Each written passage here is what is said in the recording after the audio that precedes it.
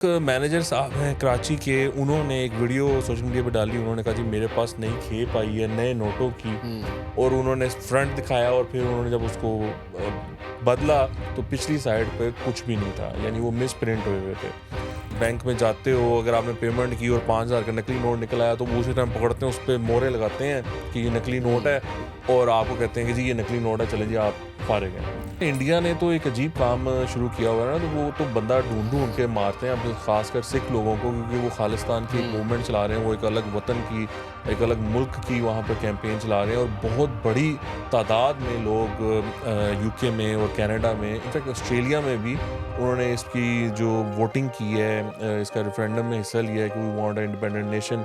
America की ज़रूरत है इंडिया चाइना को कंटेन करने के लिए। सबसे बड़ा जो इंडिया को इस वक्त बेनिफिट है वो ये है कि अमेरिका जो है अब अपना अगला जो दुश्मन है वो चाइना को समझता है फर्ज, तो इसलिए वो चाहते हैं कि ये साउथ चाइना सी का जो सारा उसकी एक्सपेंशन है वो रोकने के लिए यहाँ पर हम इंडिया को स्ट्रॉन्ग करें। खुशामदीद, आप देख रहे हैं NDN। मेरा नाम है वकास अबी बुरहाना, मेरे साथ मौजूद है हसन इफ्तिखार। आज मामला ये है कि पाकिस्तान में जाली नोट रिलीज़ हो गए हैं, और उस पर एक बैंक के मैनेजर ने एक वीडियो बनाई जो कि वायरल हो चुकी है, और उस पर स्टेट बैंक का अब एक बयान भी आया है, वो भी हम डिस्कस करेंगे।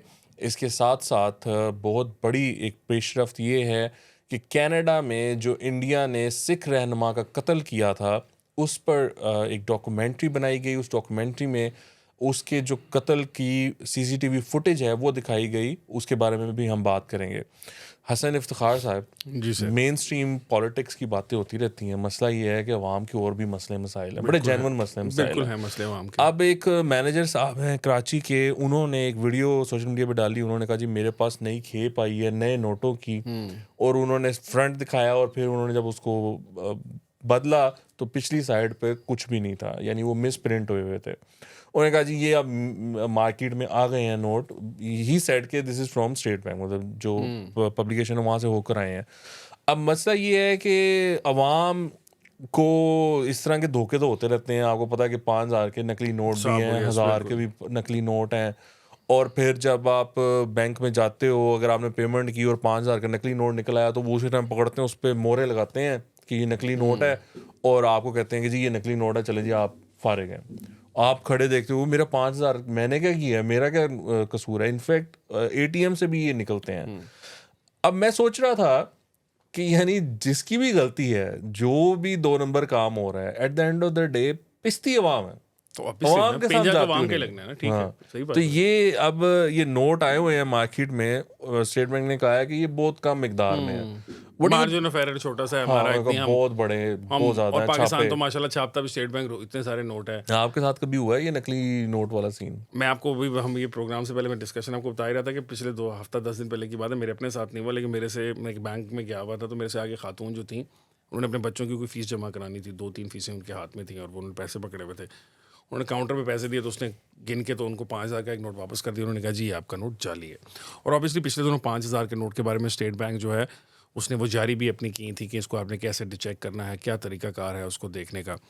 ये जो आपने एक साइड वाला नोट बताया, वो मैं सोच रहा था कि ये नई सदियाँ वैसे भी आनी है, ईद आने वाली है, तो लोगों को वैसे भी होता है ना, ईदियाँ देनी होती हैं, तो वो सारे बैंक्स में लाइनें लगी होती हैं। मैनेजर्स को पहले ही कह रहे होते हैं कि यार मेरी जो 3 सदियाँ या 5 सदियाँ, डिपेंडिंग ऑन वट एवर है, 1,000 के नोट की, 50 के नोट की, 100 की। तो आप सोचें कि वो ये चले मैनेजर साहब ने देख लिया, वो कोई गरीब आदमी ले जाता, वो अपने बच्चों को बांट देता, तो वो सोचते कि शायद उनके चाचे ताए ने उनके साथ मजाक ही कर दिया यार। ईद मुबारक ईद वाले मुबारक वाले नोट निकले हैं जो पुराने ज़माने में, पता नहीं लच्छे को क्या कहते हैं, कॉटन कैंडी कहते हैं शायद मॉडर्न ज़माने में, है ना। हाँ, वो लच्छे होते थे ना, उसके अंदर से निकलते होते थे ईद के नोट। और मोर सो, मतलब मैं अब याद करने की कोशिश कर रहा हूँ कि जब मैंने भी कभी पेमेंट ली है, कोई मैंने नोट गिना है, तो मैंने भी फ्रंट ही देखा है, मतलब यूं आप गिन रहे होते हो। वो विकास भाई पॉइंट ये है कि इफ़ यू हैव लाइक 50,000 आपको किसी ने दे दिया है, 50 नोट है, ठीक है, तो अब हर नोट को ऐसे ऐसे करके आगे पीछे से तो नहीं आगे देखते। पीछे तो नहीं आप चेक करेंगे, तो there is a very strong chance, specially ATM के निकले नोट तो गिनते भी नहीं है लोग, because there is a very little. आप, मुझे नहीं पता कि आज तक किसी ATM ने ज्यादा पैसे दिए हों, किसी भी ATM ने कम पैसे भी नहीं दिए होंगे, क्योंकि ATM तो नहीं मशीन है। दिए, ये हुआ है कि बिल्कुल भी निकले ही नहीं हाँ, पैसे। ना निकले, ये नहीं हो सकता कि अगर उसने 20 देने हैं तो उसने 19 दे दिए और एक नहीं निकला, अनलेस कि आपने नहीं निकाला, वो फंसा रह गया कुछ है। तो मेरा ख्याल है मोस्टली तो लोग अब एटीएम के पैसे भी नहीं गिनते, लोग गिनते भी हैं, ऐसा नहीं है। मैं कई दफ़ा देखता हूँ कि लोग बार बार 3-4 दफ़ा गिनते हैं। कई दफ़ा हो सकता है कि उन्होंने सोचा एटीएम ज़्यादा पैसे दे दे, कोई किस्मत निकल ही आती है ना। नहीं, लेकिन मुझे डर इस बात का लगता है ना कि कभी आपने 5,000 निकलवाया है, मतलब 20,000 निकला, उसमें 3 नोट मैं 5 के 5,000 होते लेता हैं। ही नहीं, मैंने आपको बता रहा हूँ कि नहीं, मेरी तो एटीएम से जान तो जाती आपको है। लेना पड़ेगा ना हसन। हाँ वो है, मुझे अगर कोई 5,000 का नोट दुकानदार वापस करे, किसी खैर 5,000 का नोट कोई किसी को क्यों वापस करेगा, लेकिन फ़र्ज़ करें अगर मुझे किसी ने पैसे देने हैं तो मैं सोचूंगा भाई मुझे तो हज़ार के नोट दे। और अब तो मैं बैंक से भी इस तरह डरता हूँ कि बाद में बैंक वाले ने कहना है कि मैंने तो आपको सही नोट दिया था। नहीं, मैं आपको बता रहा हूँ कि सोशल मीडिया पे मैंने पोस्ट देखी है जहाँ पर लोगों ने आके बेचारों ने अपना रोना रोया है कि हम गए और वो बैंक में हमने पेमेंट की, तो उसने बैंक वाले ने कहा ये जो नकली नोट है, और उसी टाइम उन्होंने वो स्टैम्प्स लगाई उसके ऊपर, और नोट ज़ाया उसको कर दिया। यूं ज़ाया किया और उन्होंने कहा जी चलो जी कहानी खत्म। अब जिस बंदे के पास वो पहुंचा है उसने तो उसको प्रोड्यूस नहीं किया ना, वो बेचारा तो एक आम आदमी है, एक आम औरत है, लेकिन उसका 5,000 का अच्छा, नकली नोटों का तो नहीं मुझे पता, बताइए इस ये जो मिस प्रिंटेड नोट्स हैं इनके बारे में स्टेट बैंक ने कहा कि भाई आप ये स्टेट बैंक में ले आए वापस, तो हम आपको इसको रिप्लेस कर देंगे, इसके अगेंस्ट जो है मैं आपको नए नोट जारी कर हाँ देंगे। बिल्कुल, उन्होंने लेकिन ये वो भी चीज़ फिर ये मसला है कि स्टेट बैंक की जो ब्रांचेस हैं वो कितने बड़े शहरों में होंगी, लाहौर में होंगी, कराची में होंगी, इस तरह 2-4 जगहों पे होंगी, तो बेचारे जो गरीब छोटे छोटे शहरों के कस्बों के लोग हैं जो अपने एटीएम आई से थिंक वो पैसे नेशनल निकाल बैंक लेते हैं। में कोई उन्होंने उस तरह कुछ करेंगे उसके साथ सर सेटिंग। यूजुअली जो स्पॉइल्ड शायद नोट होते बैंक्स हैं में भी, प्राइवेट वो बैंक्स में भी ये सर करेंगे। ज़्यादातर ये होता है कि स्पॉइल्ड नोट, पुराने नोट, इस किस्म की जो चीज़ें होती हैं ना वो बैंक्स नहीं लेते, वो कहते हैं आप स्टेट बैंक में जाएं, वो जिस तरह लाहौर में माल रोड के ऊपर स्टेट बैंक का जो दफ्तर है वहाँ भेजते हैं कि उधर जाएं, वहाँ जाके आपको पैसे रिप्लेस होंगे, और वो कर देते हैं। कानून तो ये कहता है कि आपने कर देना, लीगल टेंडर ही है, अनलेस कि आपने खुद नहीं छापने शुरू कर दिए, फिर ये नहीं है। आपको पता ना 75 रुपए का जो नोट है, हाँ। 75 रुपीज का नोट, उसका भी ये मसला था, वो निकाल तो दिया लोगों ने बड़े शौक से जब हासिल लेकिन किया, दुकानदार लेते बाद नहीं में पता चला जी ये तो लेते नहीं, हालांकि दैट्स इलीगल, हाँ आपको वो लीगल एक्सेप्ट टेंडर करना है, चाहिए। बिल्कुल। वो फिर स्टेट बैंक ने उसके हाँ। लिए नोटिफिकेशन भी जारी किया है, मुख्तलिफ एटीएम्स में लगा भी हुआ है। But nobody takes 75 rupees note. Anyway, आप लोगों ने अगर इस तरह का कुछ एक्सपीरियंस किया है, कोई आपके साथ इस तरह का वाकया हुआ है, नकली नोट आपका निकल आया है और आपके साथ कोई इस तरह की घटना घटी है, तो आप हमें कमेंट्स में ज़रूर बताएं। I think this is a bigger issue जिसको एड्रेस होना चाहिए, क्योंकि आप स्टेट बैंक ने ये भी कहा है कि probably they will issue new currency notes as well. मुझे लगता है कि उसकी भी वजह यही है क्योंकि पिछले का काउंटरफिट निकल चुका है और लोग मेरे ख्याल से धड़ाधड़ नकली नोट मार्केट में फेंक रहे हैं, तो इस वजह से अब स्टेट बैंक ने सोचा होगा कि हम नए नोट नया निकालते कर हैं, लेंगे, नई कोई हाँ। नई टेक्नोलॉजी के हाँ साथ। लेकिन उसको भी पूरे रिसाइकल होने में फिर साल डेढ़ लग जाता है ना। जब नोट चेंज हुए थे, आपको याद है, हाँ, पुराने बिल्कुल। 500 के नोट से नए आए It थे। takes time. हाँ, इट टेक्स टाइम ना, तो उसमें वो एक टाइम होगा काफ़ी। अच्छा, अब बात करते हैं, ये देखिए ना, इंडिया ने तो एक अजीब काम शुरू किया हुआ है ना, तो वो तो बंदा ढूंढ ढूंढ के मारते हैं अब, खासकर सिख लोगों को, क्योंकि वो खालिस्तान की एक मूवमेंट चला रहे हैं, वो एक अलग वतन की, एक अलग मुल्क की वहाँ पर कैंपेन चला रहे हैं, और बहुत बड़ी तादाद में लोग यूके में और कनाडा में, इनफैक्ट ऑस्ट्रेलिया में भी उन्होंने इसकी जो वोटिंग की है, इसका रेफरेंडम में हिस्सा लिया है कि we want a independent nation.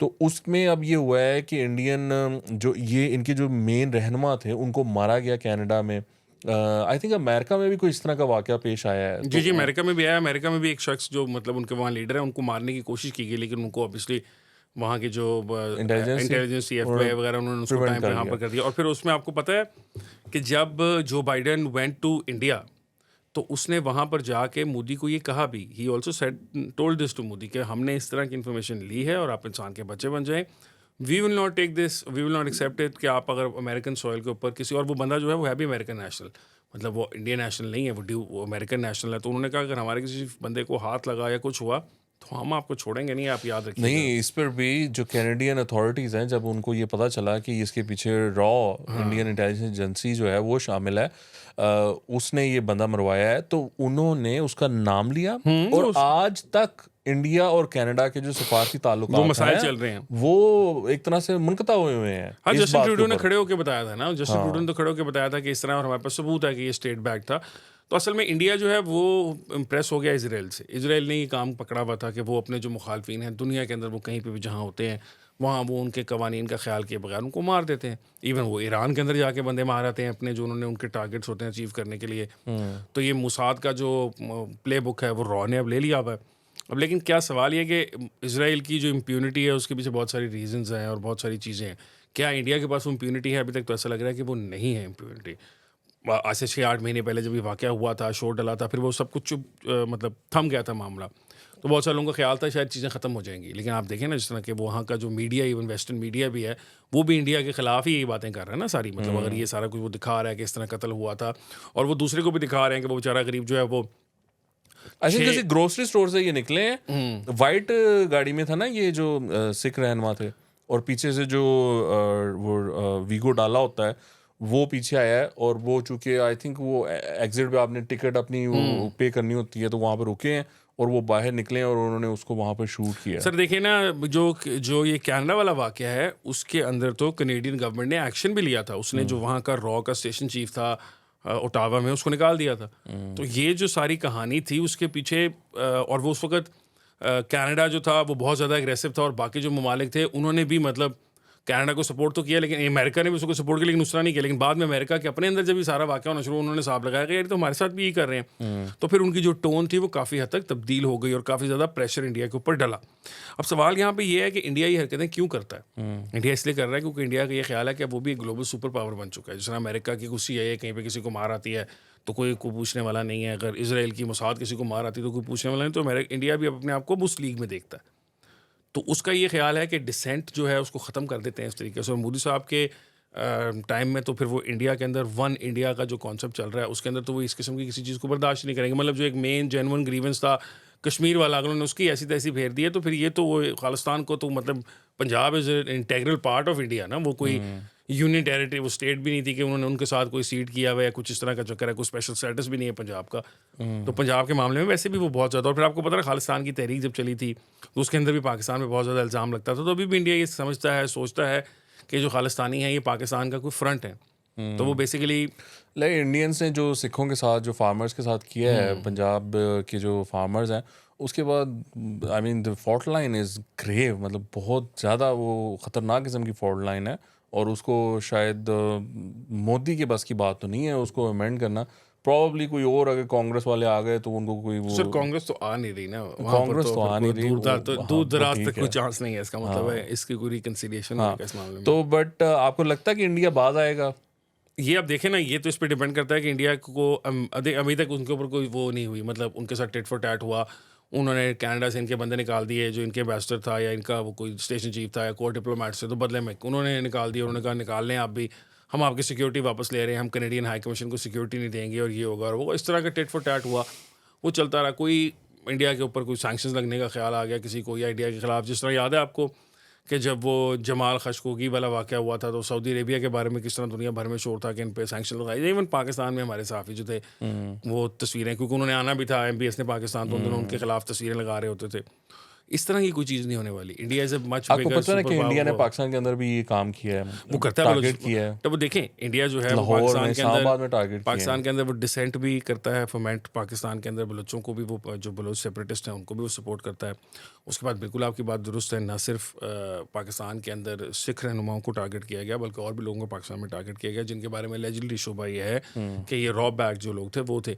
Even Hafiz Saeed साहब के ऊपर जो हमला हुआ था उसके नहीं अंदर रॉ भी बैग नहीं, मतलब वो लोग जो कि इंडिया के खिलाफ कोई ना किसी जिन पर हमले हो रहे हैं, वो जो हमले हैं वो रॉ बैग्ड हमले हैं। हाँ जिस तरह हाफिज सईद साहब का ऊपर हमला था, जी जौहर जिस टाउन तरह में जौहर हुआ। टाउन के अंदर, इसी तरह जौहर टाउन के अंदर वो एक सिख रहनुमा को कत्ल किया गया। जुमातुल दावा या सिपा साहबा से ताल्लुक रखने वाले लोगों को भी कत्ल किया गया ना, ये 2 लोगों का। सर वो कश्मीरी, recently। जो कश्मीर के अंदर जो जिहाद करते थे, बहुत सारे कश्मीरी जिहादी लीडर्स जो थे जो कि अब नॉर्मल लाइफ्स पाकिस्तान में गुजार रहे थे, उनको टारगेट किया गया, उनको ढूंढ के मारा गया। इसी तरह और को लोग हैं जिनके ऊपर समझ लें आप, इंडिया को शक है कि ये किसी दहशतगर्दी इंडिया में मुलविस थे। वो अगर जेल में भी थे पिछले दिनों, ये भी बात चली थी कि कोई एक रहनुमा जेल में है पाकिस्तान के अंदर, उन पर भी कोई कातलाना हमला करने की कोशिश की गई। तो ऑब्वियसली वो कर रहे हैं ना, वो अपनी, because they know at the right now there in a position, उनके पास इकोनॉमिक इतनी वो ताकत है, इतना इकोनॉमिक क्लाउट है वो ट्रेड का, और अमेरिका की ज़रूरत है इंडिया चाइना को कंटेन करने के लिए। सबसे बड़ा जो इंडिया को इस वक्त बेनिफिट है वो ये है कि अमेरिका जो है अब अपना अगला जो दुश्मन है वो चाइना को समझता है फर्ज, तो इसलिए वो चाहते हैं कि ये साउथ चाइना सी का जो सारा उसकी एक्सपेंशन है वो रोकने के लिए यहाँ पर हम इंडिया को स्ट्रॉन्ग करते हैं। इंडिया जो है वो अमेरिका के सर पे हल्का फुल्का बदमाश बना बैठा है और वो बदमाशी कर रहा है, वो घर में घुस के लोगों को मार रहा है। आई मीन यू नो, ये तो इस तरह के जो ममालिक हैं उनको उस पर आवाज़ उठानी चाहिए। कनाडा ने तो उठाई है, अमेरिका को भी बाकी मुल्कों के लिए भी आवाज़ उठानी चाहिए। इंडिया को इस तरह करने की इजाज़त नहीं होनी चाहिए। बहरहाल आप अपनी राय से हमें ज़रूर आगाह करिएगा, कमेंट सेक्शन में अपने कमेंट से हमें बताइएगा कि आप क्या सोचते हैं इंडिया की इस बदमाशी के बारे में। आपके देखने का बहुत शुक्रिया। खुदा हाफ़िज़।